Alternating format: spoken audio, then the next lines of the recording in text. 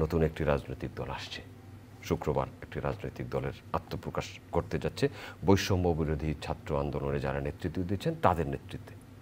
জি, সমসাময়িক পরিস্থিতি এবং অন্তর্বর্তী সরকারের কর্মসূচি। দেখেন, রাজনীতির উত্তরসূরি বলতে দুটো বিষয় বাংলাদেশের প্রেক্ষাপটে। একটা হচ্ছে আমাদের দেশে পরিবারতন্ত্র এটা আছে এবং পারিবারিকভাবে রাজনীতিতে বংশ পরম্পরায় তারাও স্টেক হোল্ডার হিসাবে দায়িত্ব নিচ্ছে, এটা একটা বিষয়। আর একটা বিষয় হচ্ছে যে নতুন ধারার রাজনীতি বাংলাদেশে কিভাবে প্রতিষ্ঠিত হয় সেই একটা চিন্তা আমাদের দেশে আছে। যেমন আমরা 1993 সালে গণফোরাম যখন ডক্টর কামাল হোসেনের নেতৃত্বে প্রতিষ্ঠিত হয়, তখন আমরা বলেছিলাম যে সন্ত্রাস, দুর্নীতি এবং কালো টাকা নির্ভর রুগ্ন রাজনীতির বিপরীতে সুস্থ ধারার রাজনীতি প্রতিষ্ঠার জন্য আমরা গণফোরাম প্রতিষ্ঠা করলাম।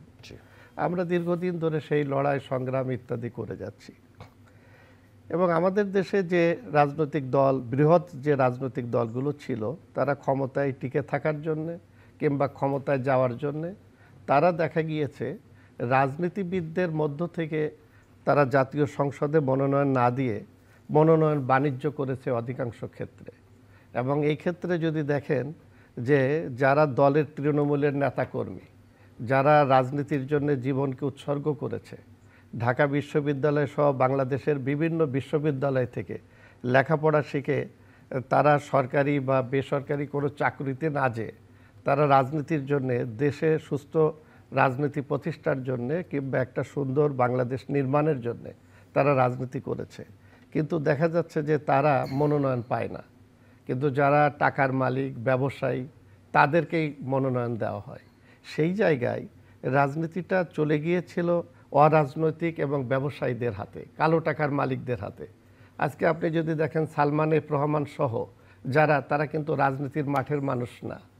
তো এই জায়গার থেকে একটা পরিবর্তনের যে শুভ সূচনা, সেই শুভ সূচনা আমরা করার জন্য 93 সাল থেকে চেষ্টা করেছি এবং আজকে আপনারা দেখেন যে জুলাই অভ্যুত্থানের পরে আমাদের ছাত্ররা তারা একটা নতুন রাজনৈতিক দল করবে এবং যেটা আপনি বললেন যে আগামীকাল তারা তাদের দলের আত্মপ্রকাশ করতে যাচ্ছে। আমরা সবসময় বলেছি একটি গণতান্ত্রিক রাষ্ট্রে একটি রাজনৈতিক দল প্রতিষ্ঠা হোক, আমরা তাদেরকে শুভেচ্ছা জানাবো।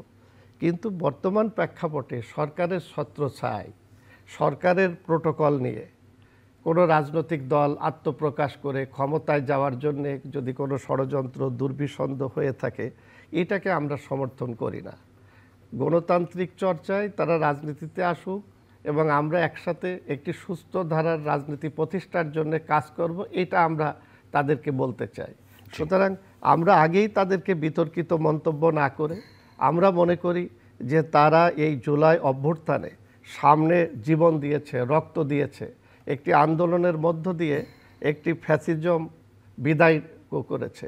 তো এই যে সুস্থ ধারা রাজনীতির যে একটা ক্ষেত্র তৈরি হলো, এই জায়গায় তারা একটি রাজনৈতিক দল গঠন করে তারা রাজনীতিতে আসছে, তাদেরকে অভিনন্দন। এবং সেই জায়গায় আমরা মনে করি যে আমাদের বাংলাদেশে এই জুলাই অভ্যুত্থানের পরে একটি গণতান্ত্রিক এবং সুস্থ ধারার রাজনীতি প্রতিষ্ঠার যে সুযোগ তৈরি হয়েছে, এই সুযোগটা যাতে আমরা সবাই মিলে কাজে লাগাতে পারি একটি বাংলাদেশ নির্মাণের জন্য।